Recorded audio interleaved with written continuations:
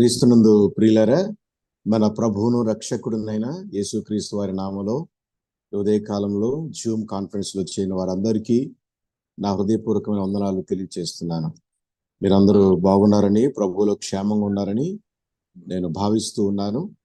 వేకునే ప్రభు యొక్క దర్శనం చేసుకుని మరి ఆయన పాద సన్నిధిలో మనం కూర్చుని రకరకాల స్థలాల నుంచి ప్రభు మాటలు వినడానికి ప్రభు మనకు చూపిన కృపను బట్టి ప్రభువును మహిమపరుస్తూ ఉన్నాను.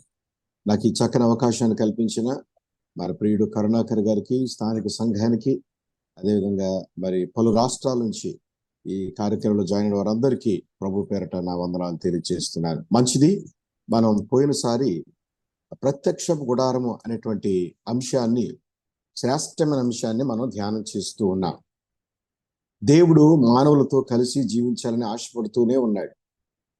ఏదేను తోటలో ఇష్టపడ్డాడు, కానీ వారు మరి పాపాన్ని బట్టి దేవుడికి వెలుపల వెళ్ళిపోయినట్లుగా మనం చూస్తాం. ఈ విధంగా ప్రతిసారి దేవుడు మానవునితో కలుసుకొని సహవాసం చేయాలని ఇష్టపడుతూనే ఉన్నాడు. అయితే దేవుడు మోషేను పిలిచాడు, మోషేకు కొన్ని ఆజ్ఞలు ఇచ్చాడు, ఎర్ర సముద్రం ద్వారా వారిని బయటికి నడిపించాడు. ప్రస్తుతం వారు అరణ్యంలో ఉన్నారు. దేవుడే వారికి పగలు మేఘస్తంభంగా, రాత్రి అగ్నిస్తంభంగా వారిని నడిపించిన వాడుగా మనం గమనించాం. అయితే అరణ్యంలో ఆరాధన కేంద్రం చాలా ప్రాముఖ్యమైంది. ఇది పరలోకానికి ఛాయ అని మనం గమనించాం.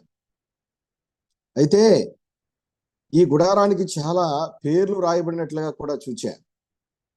సాక్ష్యపు గుడారం అన్నా, తెరల గుడారము అన్నా, ప్రత్యక్షపు గుడారము అన్నా, దేవుని మందిరము అన్నా, ఇవన్నీ కూడా ప్రత్యక్ష గుడారానికి వివిధ పేర్లు అని గమనించా.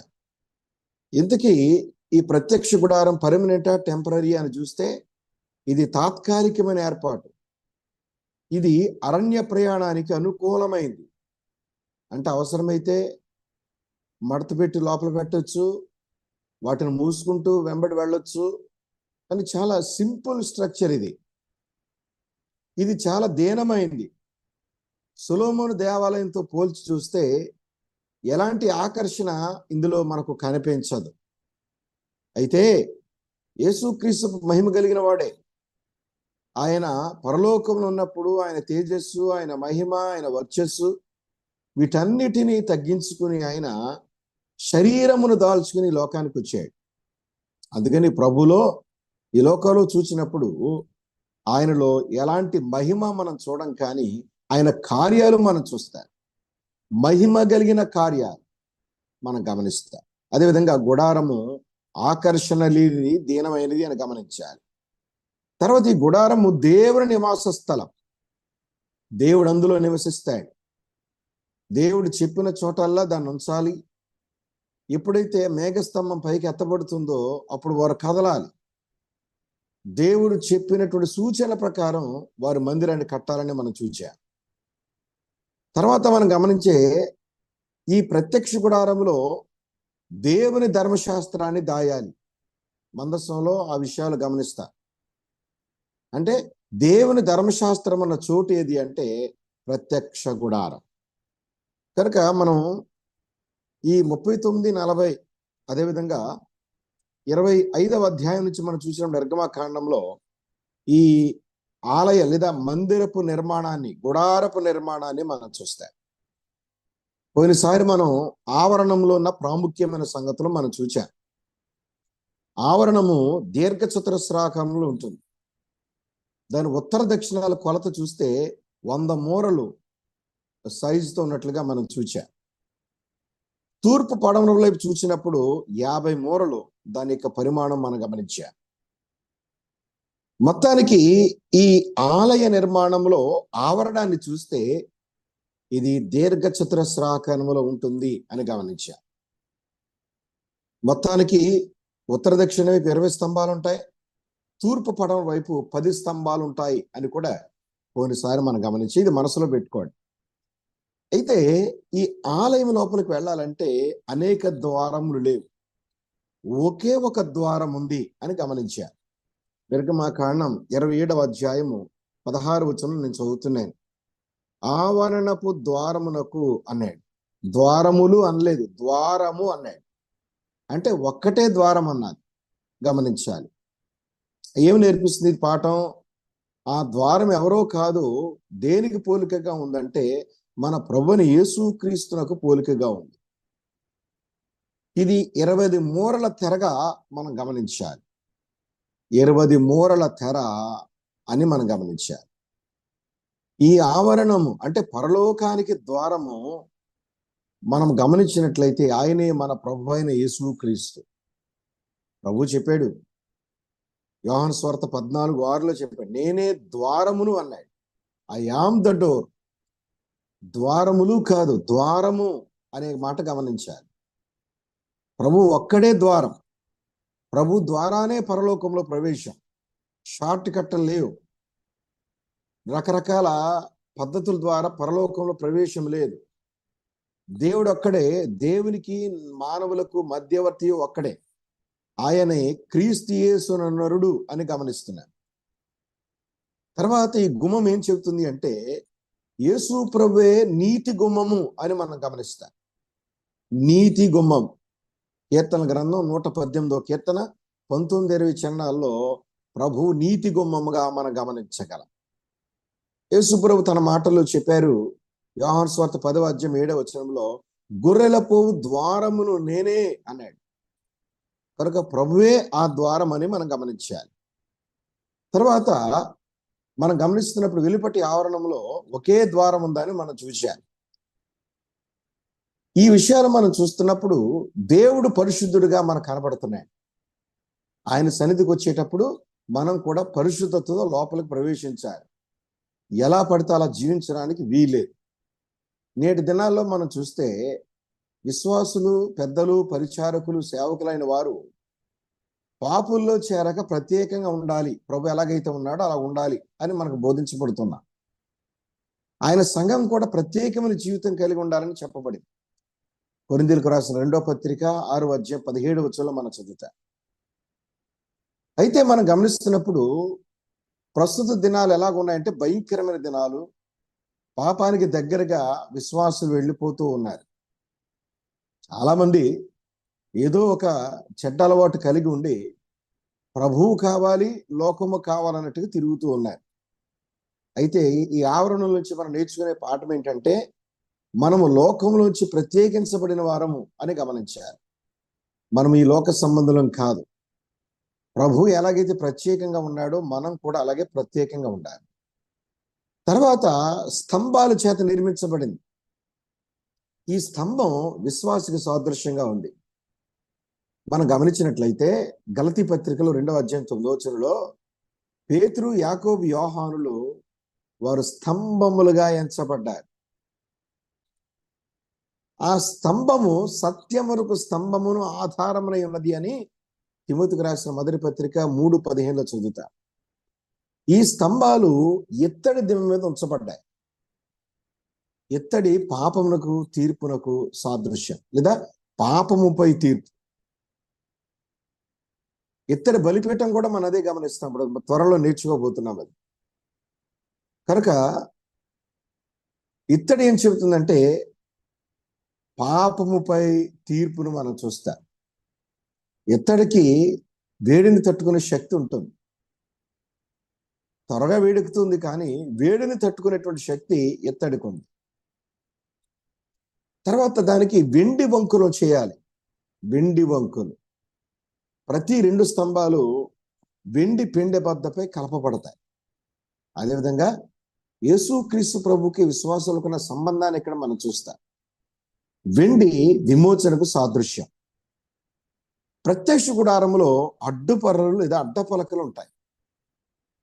అంటే ఒక్కొక్క దాన్ని కలపాలి అంటే ఇవి చాలా ప్రాముఖ్యమైనవి అడ్డకర్రలు.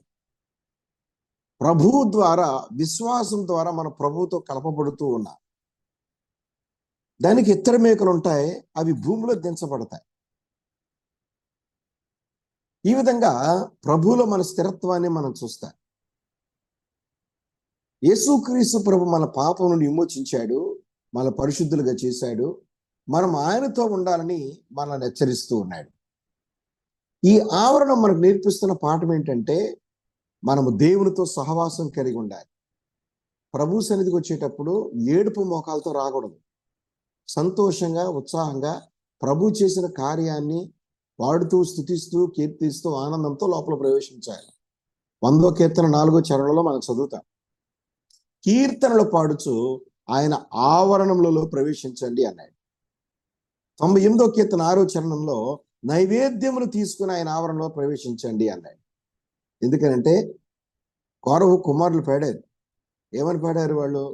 నీ ఆవరణ ఎంత రమ్యమైనవి, నీ ఆవరణము చూడాలని ఆశ మాకుంది అన్నారు. ఇలాంటి అపేక్షతో మనము దేవుని సన్నిధిలో ప్రవేశించాలి. ఆవరణ ద్వారం గురించి కూడా మనం చూసాం. యేసు ప్రభువే ఆ ద్వారం అని గమనించాం. ఆయన జీవపు ద్వారంగా ఉన్నాడు. మత్తయి సువార్త 7:13లో మనం చదువుతాం. తర్వాత ఈ గుడారాన్ని గమనిస్తున్నప్పుడు నీలవర్ణము అని గమనించాం. రంగులు కనబడతాయి. నీల, ధూమ్ర, రక్త వర్ణములు అనే పేర్లు ఎక్కువగా కనపడతాయి. ఈ పేర్లు మనం గమనిస్తున్నప్పుడు ఈ రంగుల్లో కూడా పాఠాన్ని మనం చూస్తాం. నీలము యేసుక్రీస్తు ప్రభు యొక్క దైవత్వాన్ని మనం చూస్తాం. ఆకాశం నీలి రంగులో ఉంటది. యేసుక్రీస్తు ప్రభు దైవత్వం, పరలోకం నుండి వచ్చిన వాడు ఆయన. రెండవది రక్తవర్ణం. యేసుక్రీస్తు ప్రభు యొక్క మానవత్వాన్ని మనం చూస్తాం. ఆయన దేవుని కుమారుడు, ఆయన మనుష్య కుమారుడు కూడా. ధూమ్ర వర్ణము ఏం చెబుతుంది అంటే ఆయనలో దైవ మానవ లక్షణాల యొక్క కలయికను చూపిస్తుంది. ఇవి ప్రాముఖ్యమైన రంగులు అని గమనించాం. ఇప్పుడు మనం ప్రాముఖ్యమైన అంశంలోనికి, మరొక అంశంలోనికి వెళ్తున్నాం. ఈ ఆవరణంలో 2 ప్రధానమైన వస్తువులు ఉంటాయి. చదువుకుందాం. మనం దేవుని యొక్క వాక్యంలో నిర్గమాకాండం 27వ అధ్యాయం మొదటి 5 వచనాలు మనం చదువుకుందాం. మరియు 5 మూరల పొడుగు 5 మూరల వెడల్పు గల బలిపీఠమును తుమ్మ కర్రతో నీవు చేయవలను. ఆ బలిపీఠము చచ్చౌకముగా ఉండవలను. దాని ఎత్తు 3 మూరలు. దాని 4 మూలలను దానికి కొమ్ములను చేయవలను. దాని కొమ్ములు దానితో ఏకాండముగా ఉండవలను. దానికి ఎత్తడి రేకు పొదిగింపవలను. దాని బూడిద ఎత్తుటకు కుండలను, గరిటెలను, గిన్నెలను, ముండ్లను, అగ్ని పాత్రలను చేయవలను. ఈ ఉపకరణములన్నీ ఎత్తడితో చేయవలను. మరియు వల వంటి ఎత్తడి జల్లెడ దానికి చేయవలను.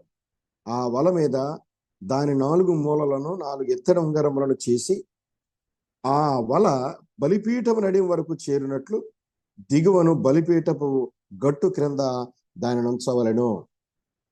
చదవబడిన లేఖన భాగాన్ని పరిశుద్ధాత్మ దేవుడు మనందరినీ ఇక్కడ ఆశీర్వదించును గాక. ప్రార్థన చేద్దాం. పరిశుద్ధుడా, నీకు వందనాలు. ఈ రోజున మేము మరొక ప్రాముఖ్యమైన అంశాన్ని నేర్చుకోబోతుండగా మీ ఆత్మ సహాయం దయచేయండి. మీరు మాట్లాడకుండా మేము వినలేము. మీరు మాట్లాడితే మాకు క్షేమము, ఆశీర్వాదం, దిద్దుబాటు, ప్రభువులో మేము ఎలా జీవించాలో నేర్చుకుంటూ ఉన్నాం. ప్రత్యక్ష గుడారం అనేటువంటి పాఠంలో ప్రాముఖ్యమైన మరొక అంశాన్ని మేము నేర్చుకుంటుండగా సహాయం దయచేయండి. ఈ కాన్ఫరెన్స్ లో చేరువచ్చిన బిడ్డలందరిపై నీకు వందనాలు చెల్లిస్తూ యేసుక్రీస్తు పరిశుద్ధమైన నామములో ప్రార్థించి వేడుకొంచున్నాము తండ్రి, ఆమేన్. ప్రియులారా, ఆవరణంలో 2 ప్రధానమైన వస్తువులు ఉంటాయి. మొదటిది బలిపీఠము, రెండవది గంగాళం. బలిపీఠము, గంగాళం. ఈ రోజున మనము బలిపీఠము అనే అంశాన్ని మనం నేర్చుకోబోతూ ఉన్నాం. బలిపీఠం ఎందుకు? బలిపీఠము దేని కొరకు చేయబడింది? బలిపీఠంలోని అంశాలు కూడా మనం చూస్తాం. ఈ బలిపీఠాన్ని గురించి మనం నేర్చుకునే ముందు మనము తుమ్మకర్రను గురించి ఆలోచన చేయాలి. ఈ తుమ్మకర్ర మానవ స్వభావానికి సాదృశ్యం.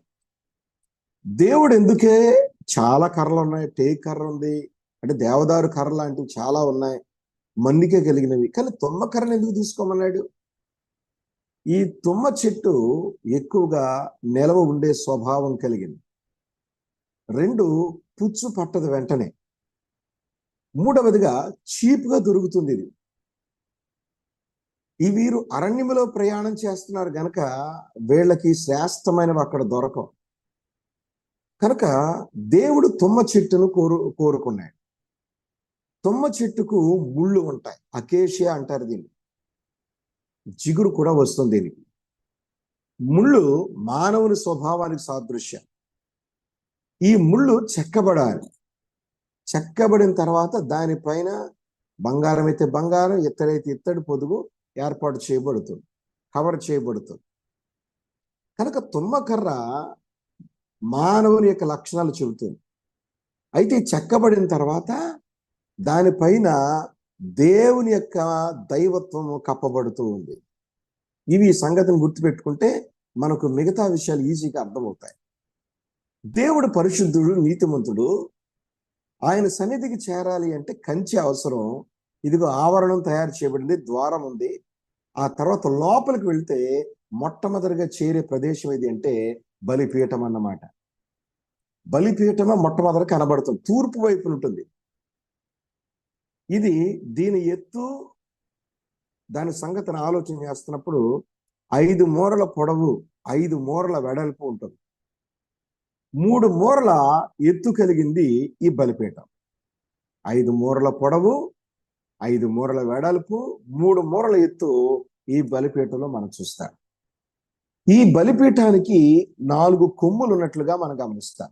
బలిపీఠానికి ఉన్న 4 కొమ్ములు అని గమనించాలి.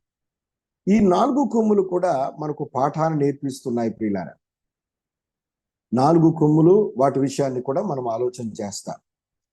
ప్రస్తుతం మనం బలిపీఠంలో ఉన్న ప్రాముఖ్యమైన సంగతులు నేర్చుకుంటున్నాం. ఈ బలిపీఠాన్ని గురించి మనం చూస్తున్నప్పుడు దేవుడు చెప్పినట్లుగా మోషే వీటిని తయారు చేయాలి అని గమనించాలి. ఈ దహన బలిపీఠానికి చాలా పేర్లు ఉన్నాయి. ఈ బలిపీఠం అనే మాట లాటిన్ పదం ఆల్టస్ అనేటువంటి పదం నుంచి వచ్చింది. దాన్ని ఇంగ్లీష్ లో ఆల్టర్ అని పిలుస్తాయి. బలిపీఠం అన్నమాట బైబిల్లో 378 సార్లు రాయబడింది. బలిపీఠం అనే మాట బైబిల్లో 378 సార్లు రాయబడింది. దీనికి ఉన్న పేర్లు ఏంటంటే దహన బలిపీఠం అంటారు, ఎత్తడి బలిపీఠం అంటారు, దేవుని బలిపీఠం అని 3-4 రకాల పేర్లతో లేదా చెప్పబడింది.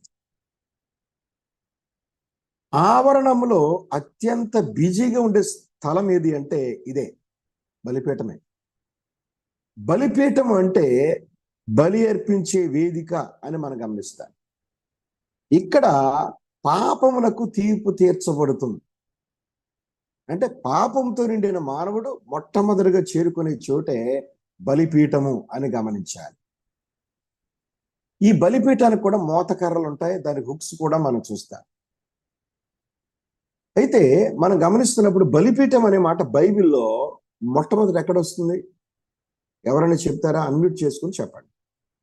మనందరం కలిసి నేర్చుకుంటున్నాం కనుక బలిపీఠం అన్నమాట బైబిల్లో ఎక్కడ కనబడుతుంది మొట్టమొదటిసారిగా? ఆదికాండంలో వచ్చిన అన్నయ్య 8వ అధ్యాయం. వండర్ఫుల్. మీరు బైబిల్ని బాగా ఎరిగిన వారని నాకు అర్థమవుతుంది. ఇదే ప్రశ్న పోయిన వారం ఒక చోట అడిగాను. వాళ్ళు అన్నారు, అన్నయ్య ఆదికాండం 4వ అధ్యాయం ఉంది అన్నయ్య అన్నాడు. అది అర్పణ అని రాయబడింది. అక్కడ ఏబేలు కయ్యను అర్పణ అని రాయబడింది. వాస్తవానికి బలిపీఠం అనేటువంటి ఛాయ అక్కడ మనం చూస్తాం. బైబిల్ పండితుల ప్రకారం ఏదేను తూర్పు వైపున ద్వారం దగ్గర దానిని పెట్టాలి అని వాళ్ళు పెట్టారని మరి వాళ్ళ యూదుల గ్రంథాల్లో కూడా రాయబడినట్లుగా మనం గమనించగలిగాం. అయితే ఇశ్రాయేలు పాపం చేసినప్పుడు వారు పాప ప్రక్షాళన కలగాలి అంటే ఇదిగో ఈ బలిపీఠం దగ్గరికి వారు రావాలి. ఇక్కడ పాప నివారణ జరుగుతుంది. ఆదికాండంలో కూడా మనం గమనించినప్పుడు దేవుడు ఆదామవ్వలు పాపం చేసినప్పుడు దేవుడు చేసిన ప్రత్యామ్నాయం ఏంటంటే ఆయన బలి చేసిన వాడుగా మనం చూస్తాం.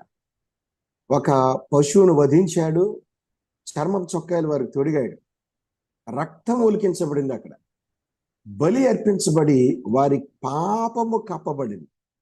ఆదికాండం 3వ అధ్యాయం 21వ వచనం. నోవహు కూడా జలప్రళయమైన తర్వాత ఓడ దిగినప్పుడు మొట్టమొదటిగా తాను చేసిన పని ఏంటంటే 20వ వచనంలో అతడు బలిపీఠాన్ని కట్టాడు. చూడండి, అప్పుడు దేవుడు నిబంధన చేస్తాడు. బలిపీఠం కట్టారా వెంటనే నిబంధన ఉంటుంది రెడీగా. దేవుడు అబ్రహాంతో కూడా నిబంధన చేశాడు. ఆదికాండం 12వ అధ్యాయంలో 4 బలిపీఠాలు మనం చూస్తాం. అతడు ప్రార్థనా బలిపీఠం కడతాడు, యెహోవా నామమున ప్రార్థన చేస్తాడు. ముందుగా ప్రత్యేకత బలిపీఠం, సెపరేషన్, ప్రత్యక్షత బలిపీఠం అంట. తర్వాత ప్రార్థనా బలిపీఠం కట్టాడు.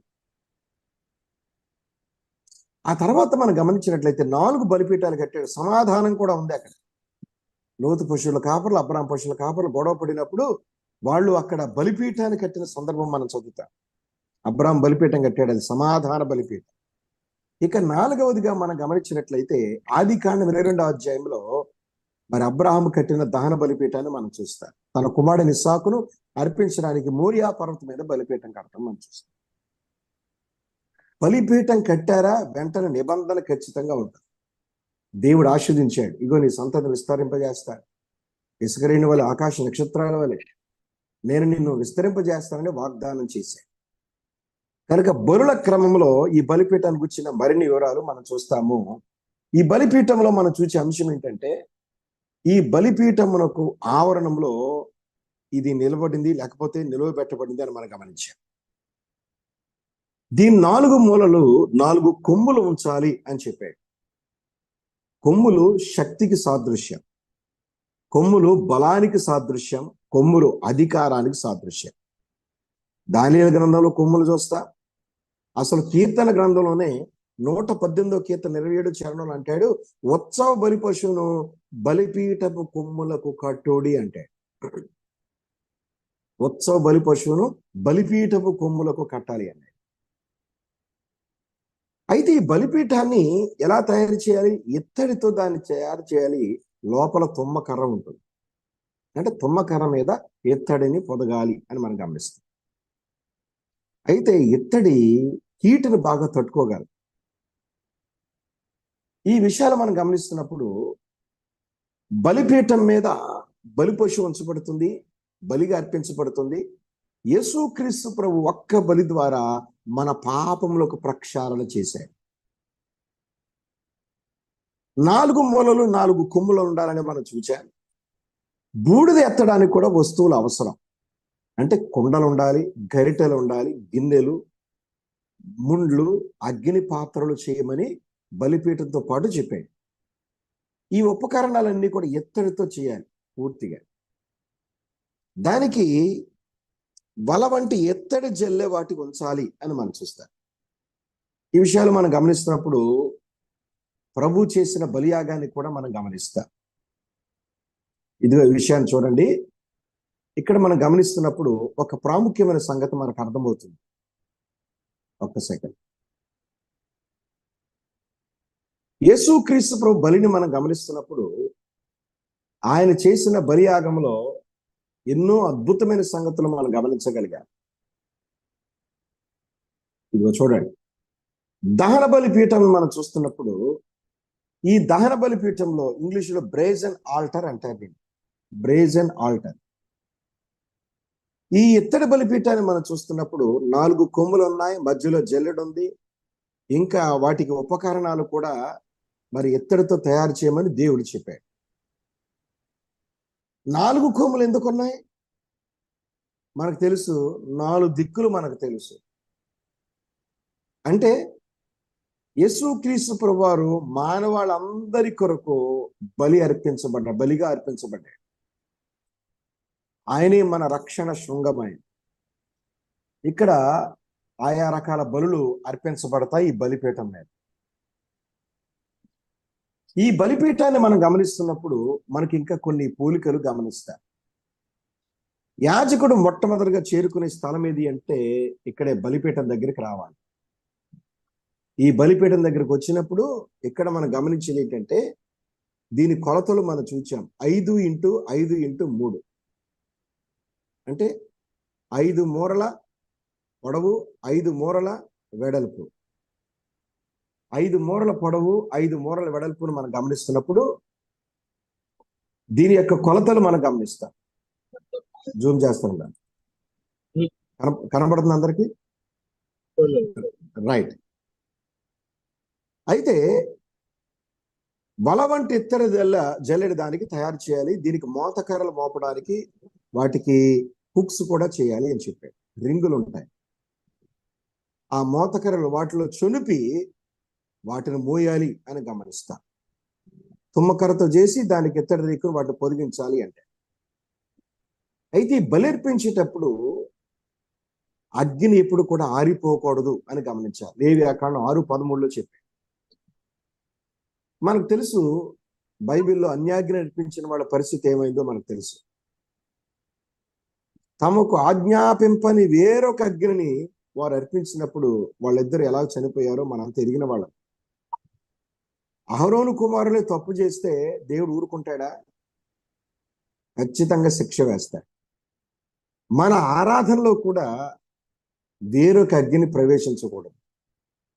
మన ఆరాధనలో ప్యూరిటీ అనేది ఖచ్చితంగా కనబడాలి.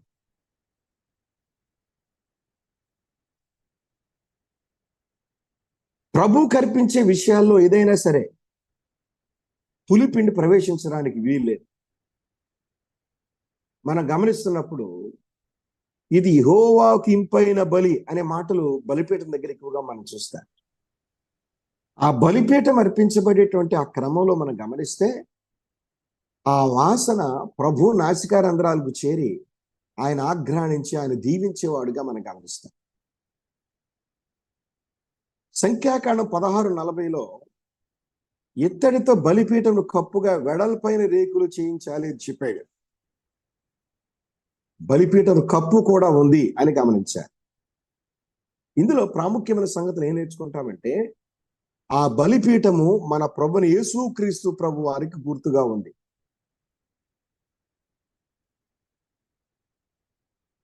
బలిపీఠము ఇత్తడితో చేయాలి అని మనం చూస్తున్నప్పుడు దేవుడి తీర్పును అక్కడ మనం గమనిస్తాం. మన మీదకి రావాల్సిన తీర్పు యేసుక్రీస్తు ప్రభు మీద ఉంది. ఆ తీర్పునంతా కూడా ఆయన భరించాడు. ఆయన శరీరం నలగొట్టబడింది మన కొరకు. దేవుని ఉగ్రత మనం తట్టుకోలేము. ఉదాహరణకు తుమ్మకర్ర ఉంది. తుమ్మకర్రనే బలిపీఠం చేయమని చెప్పాడు అనుకోండి, నిప్పుల్లో పెట్టగానే వెంటనే కారిపోదు. కనుక దానికి ఎత్తడిని పొదగాలి అని చెప్పాడు. ఇదిగో దేవుని తీర్పు మన మీదకి వస్తున్నప్పుడు, దేవుని ఉగ్రత మన మీద పడుతున్నప్పుడు దేవుడు దానిని అడ్డుకున్నాడు. ఆయన మన కొరకు ఆ శిక్షా విధిని భరించాడు. ఆయన ఏ పాపము చేయలేదు. ఆయన నోట ఏ కపటమును లేదు. ఆయన పాపము లేనివాడుగా ఉన్నాడు. యోహాను రాసిన మొదటి పత్రిక 3:5 ఇలా చదువుతాం. ఆయనందు పాపము లేదు అని గమనించాలి. ఆయన ఏ పాపము చేయని వాడాయన. బలిపీఠంలో లోపల బయట ఇత్తడి రేకును మనం గమనిస్తాం. నిర్గమకాండం 27:2 చెప్పాడు. దాని 4 మూలలను దాని కొమ్ములను చేయవలను, దానికి ఇత్తడి రేకు పొదిగింపవలను, అది ఏకాండంగా ఉండవలని చెప్పాడు. కనుక ఇత్తడి దేవునికి తీర్పునకు పాపముపై తీర్పు. తుమ్మకర్రపై ఇత్తడి ఉంది అనే సత్యాన్ని మనం గమనిస్తున్నాం. ప్రభువే ఆ తీర్పును భరించాడు. కొరింథీయులకు రాసిన 2వ పత్రిక 5వ అధ్యాయము 21వ వచనాన్ని మనం చదువుకున్నాం. కొరింథీయులకు రాసిన పత్రిక 2వ పత్రిక 5వ అధ్యాయం 21వ వచనాన్ని చదువుతున్నాను. ఏమన్నది అక్కడ? 5వ అధ్యాయం 21వ వచనం. ఎందుకనగా మనం ఆయనందు దేవుని నీతి అగినట్లు పాపం ఎరుగని ఆయనను మన కోసము పాపముగా చేసాను.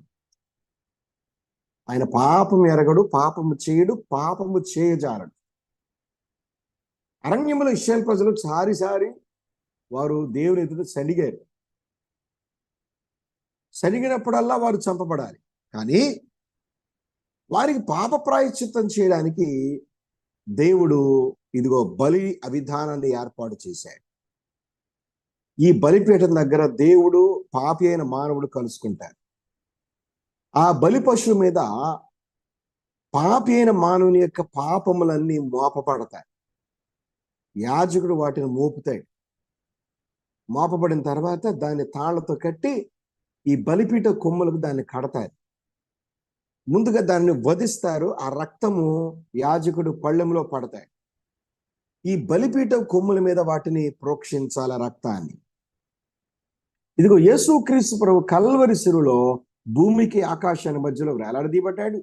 రక్తము చిందించాడు. ఆయన ఆ రక్తాన్ని ప్రభు యొక్క పరిశుద్ధ సన్నిధిలోనికి తీసుకుని వెళ్ళాడు. పాత నిబంధన భక్తులు వారి మీద కూడా అది చెమరబడింది అని లేఖనాల్లో మనం గమనిస్తాం. పరదేశులు చెరగా తీసుకుని పోయాడని మనం చదువుతాం. ఎఫెసీ పత్రికలో రాయబడిన సంగతి. అదేవిధంగా ఇశ్రాయేలు పాపం చేసినప్పుడు ఇత్తడి సర్పాన్ని కూడా నిలబెట్టమన్నాడు. కనుక ఈ విషయాన్ని మనం గమనిస్తున్నప్పుడు బలిపీఠపు కొమ్ముల గురించి కూడా మనం చూసాం. ఎవరు చేయాలి అని మనం గమనిస్తే ఇదిగో చూడండి, యాజకుడు మాత్రమే బలిపీఠం మీద బలిని అర్పించాలి. ఎవరు పడితే వాళ్ళు అర్పించడానికి వీలు లేదు.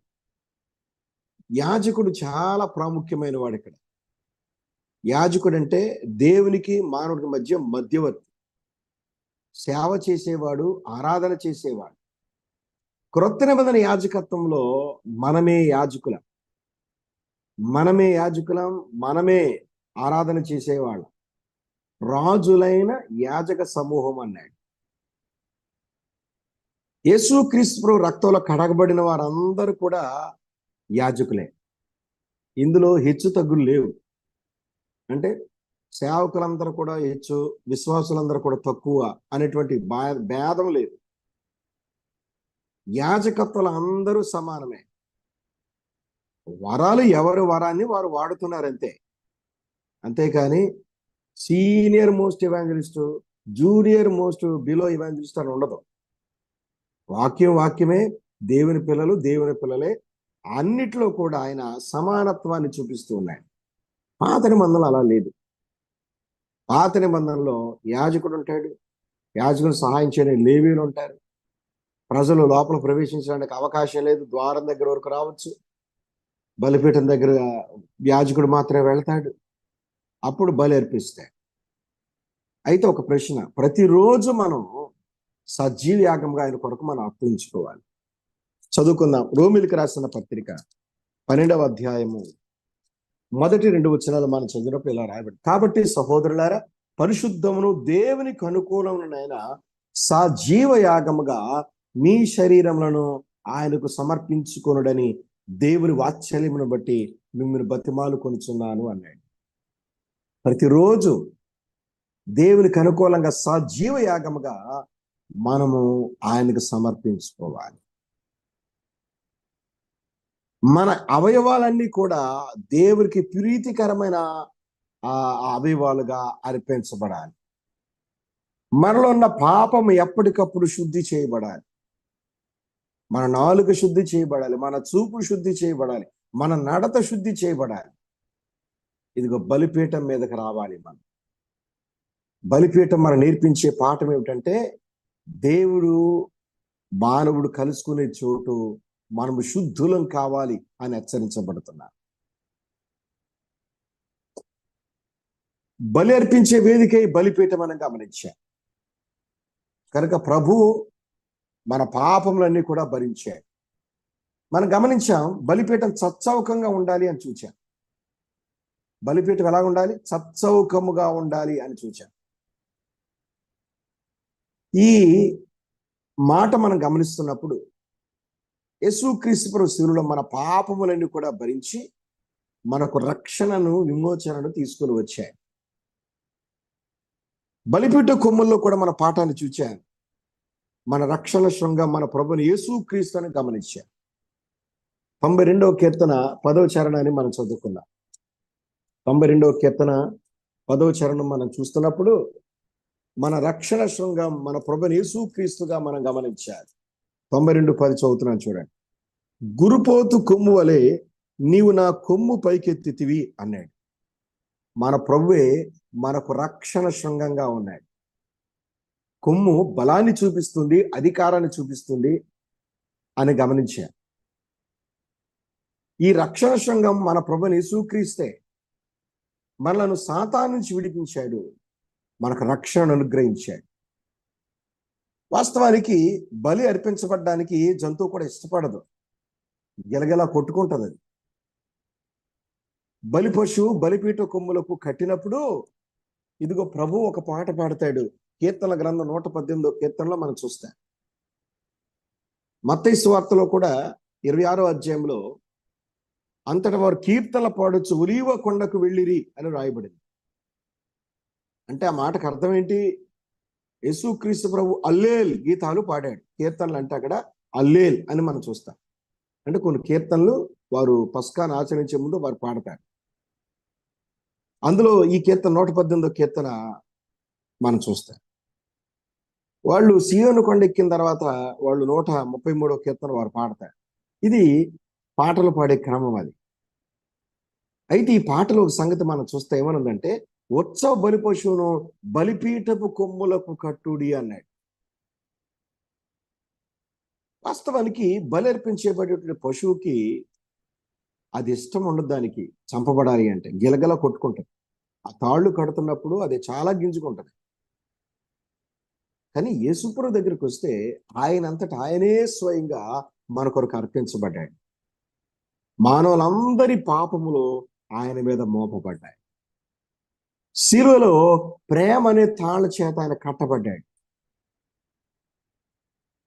యేసుక్రీస్తు ప్రభు వారు ఒక్క మాట కూడా ఆయన పలకలేదు, బదులు పలకలేదు. ఆయన తనంతట తానే మానవుల కొరకే పాప పరిహారార్థ బలిగా ఆయన అర్పించబడ్డాడు. ఈ బలులైతే ఏటేటి అర్పించాలి, కానీ యేసు ప్రభు బలి ఒక్కసారే. హెబ్రీ పత్రిక 7వ అధ్యాయంలో మనం చూస్తాం. ఆ 7వ అధ్యాయంలో మనం గమనిస్తున్నప్పుడు ఒక్క బలి చేత మనలందరిని ఆయన పవిత్రపరిచాడు. ఆయన రక్తాన్ని తీసుకుని ఆ గిన్నెలో మరి అతి పరిశుద్ధ స్థలంలో దేవుని ఎదుట ఆయన ప్రవేశించిన వాడుగా మనం చదువుతాం. కనుక ఈ బలి అర్పణల గురించి తర్వాత మనం చూస్తాం. ఈరోజు మనము బలిపీఠాన్ని గురించి మనం నేర్చుకున్నాం, గుర్తుపెట్టుకున్నాం. బలిపీఠంలో ఏమేమి ఉంటాయి చూచా, దాని పొడవు, వెడల్పు, ఎత్తు చూచా. అయితే ఈ 5x5x3 చూస్తున్నప్పుడు ఒక 5 మనం గమనిస్తున్నప్పుడు ధర్మశాస్త్ర గ్రంథానికి సాదృశ్యమని ఒక మ్యాగజైన్ చదవగా విన్నాను. సరే, పోలికలు చాలా ఉంటాయి సంఖ్యల పరంగా. 3 అనే సంఖ్య యేసు ప్రభు యొక్క పునరుత్థానానికి సాదృశ్యమని ఆ దైవజనుడు రాశాడు. ఆయన పేరు ఫ్లానిగన్ అనేటువంటి బ్రదర్ దైవజనుడు. ఆయన 5 అనే సంఖ్య ధర్మశాస్త్ర గ్రంథాలు పెంటాటుక్ 5 పుస్తకాలకు సాదృశ్యమని, 3 అనే సంఖ్య యేసుప్రభు పునరుత్థానానికి సాదృశ్యమని మనం చూస్తాం. యేసుప్రభు చెప్పాడు, పునరుత్థానమును జీవమును నేనే అన్నాడు. ఆయన ద్వారానే పరలోకంలో మన ప్రవేశం కలుగుతుంది. ఈ బలిపీఠం మీద ఈ బలి పశువు నడిపించబడినప్పుడు దాని వేదన మనం వర్ణించలేదు. పాపం చేసింది మనమైతే మన పాపాన్ని ఆ బలి పశువు మోసుకుని పోతాం. యూదులకి ప్రాయశ్చిత్త దినం మనం చూస్తాం, ద డే ఆఫ్ ఎటోన్మెంట్. ఆ ప్రాయశ్చిత్త దినాన్ని మనం చూస్తాం, లేవియాకాండలో గమనిస్తాం. వారు 2 మేకలు తీసుకుంటారు. అందులో ఒక మేక మీద, అంటే చీటి వేసినప్పుడు ఒక మేక మీద విడిచిపెట్టబడే మేక అని ఉంటుంది, ఇంకొక మేక వధించబడే మేక అని చీట్లు వేయబడినప్పుడు ఏ చీటి అయితే విడిచిపెట్టబడే మేక మీద పడుతుందో అది విడిచిపెట్టబడుతుంది. అరణ్యములు దాన్ని విడిచిపెడతారు, అజాజేలు అని మనం చూస్తాం. 2వ మేకను చూస్తున్నప్పుడు వధించబడే మేక అంటే ఆ రోజున ఆ ప్రజలందరూ కూడా దుఃఖంతో ఉపవాసంతో ఉండి తమ పాపాలన్నీ కూడా దాని మీద మోపబడి ఆ మేక మీద అది దహన బలిపీఠం మీద తీసుకురాబడి ఇక్కడ అర్పించబడదు. ఆ రోజున కొన్ని వేల మేకలు వధించబడతాయి. ఆ విడిచిపెట్టబడే మేక ఎవరో కాదు, ఆయన. ఆ దృశ్యాన్ని మనం చూస్తున్నప్పుడు ఇదిగో లోక పాపమును మోసుకొని పోవో దేవుని గొర్రెపిల్ల. యేసుప్రభు ఎక్కడ వధించబడ్డాడు? ఊరికి వెలుపల. హెబ్రీ పత్రిక 13వ అధ్యాయంలో మనం చూస్తాం, గవిని వెలుపట శరమనుంది. మన పాపములన్నీ కూడా ఆయన మోసుకుని వెళ్ళిపోయి ఆయన ఊరి వెలుపలకు వెళ్ళాడు. ఆ వధించబడే మేక కూడా ఆయనే, మన ప్రభు అయిన యేసుక్రీస్తు ప్రియులారా. ఆయనే మన కొరకు వధించబడ్డాడు, మన పాపములన్నీ కూడా ఆయన మీద మోపబడ్డాయి అని మనం చూస్తాం. మానవుల పాప పరిహారార్థ బలిగా యేసుక్రీస్తు ప్రభువు వారు మానవుని స్థానంలో, నీ స్థానంలో, నా స్థానంలో ఆయన అర్పించబడ్డాడు. కనుక బలి అర్పించబడ్డం, బలిపీఠం అనే మాట మనం చూస్తున్నప్పుడు దేవుడు మానవుడు కలుసుకునే చోటు అని చూచాం. అయితే యేసు ప్రభు వధించబడి 3 రోజులు తిరిగి లేచాడు, ఆయన పరలోకములకు ఆరోహణమయ్యాడు అని గమనిస్తాం. కనుక ఈ బలిపీఠం మనం నేర్పించే పాఠం ఏది అంటే, ప్రభువు యొక్క మరి శిలువ కార్యాన్ని మనం చూస్తాం. ఇది తూర్పు వైపున ఉంటుంది అని మనం గమనించాం. మొట్టమొదటిగా చేరుకునే స్థలమే బలిపీఠం అని గమనించాం. కనుక ఈ విషయాలు గుర్తుపెట్టుకుందాం. ప్రభు మనకు చేసిన త్యాగాన్ని జ్ఞాపకం చేసి ప్రతిరోజు ఆ బలిపీఠం మీద మనం అర్పించబడదాం. మన పాపములకు ప్రక్షాళన కలుగుతుంది. మనము నీతిమంతులుగా తీర్చబడి ప్రభు యొక్క పరిశుద్ధ స్థలంలో మనం ప్రవేశిస్తూ ఉన్నాం. ఇక్కడ ఒక మాట చెప్పాడు, దానికి జల్లెడ చేయాలి అన్నాడు. ఇందులో కూడా చాలా పాఠాలు ఉన్నాయి. దేవుని చిత్తం అయితే మనము వచ్చే పాఠంలో నేర్చుకుందాం. కనుక శ్రద్ధగా వినండి, ప్రత్యక్ష ప్రారూప అనుభవాన్ని గురించి నేర్చుకోండి. నాకు తెలిసిన విషయాలు మీకు చెప్తాను, మీరు వ్యక్తిగతంగా ధ్యానం చేయండి. ప్రభు మీకు సహాయం చేయను గాక. చిన్న మాట ప్రార్థన. ప్రియమైన తండ్రి, నీ కొందనాలు, ఈ చిన్న మాటలు బట్టి స్తోత్రం చెల్లిస్తున్నా. ఆ బలిపీఠము, ఆ బలి పశువు మా ప్రభువు యేసుక్రీస్తు సాదృశ్యంగా ఉందని నీ వాక్యం ద్వారా మేము హెచ్చరించబడ్డా. ప్రతిరోజు సజీవ యాగముగా మరి ప్రభు ఎదుట మిమ్మల్ని మేము అర్పించబడడానికి సహాయం చేయమని, మా హాన్ని కాల్చివేయమని, మేము ఇంకాను దీన మనసు కలిగిన వారమై ప్రభు యొక్క స్వరూపులో మారుతూ ముందుకు వెళ్ళడానికి సహాయం చేయమని యేసుక్రీస్తు నామములో వేడుకొంచున్నాము తండ్రి. ఆమేన్.